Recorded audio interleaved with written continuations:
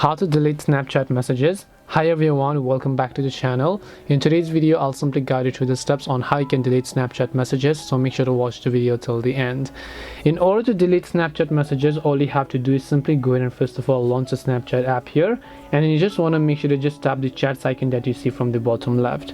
And let's say that there's a specific chat, let's say with someone that you maybe went ahead and then basically send them. So let me just choose a specific chat here, and then let's say I send them, and we have got multiple messages histories, right?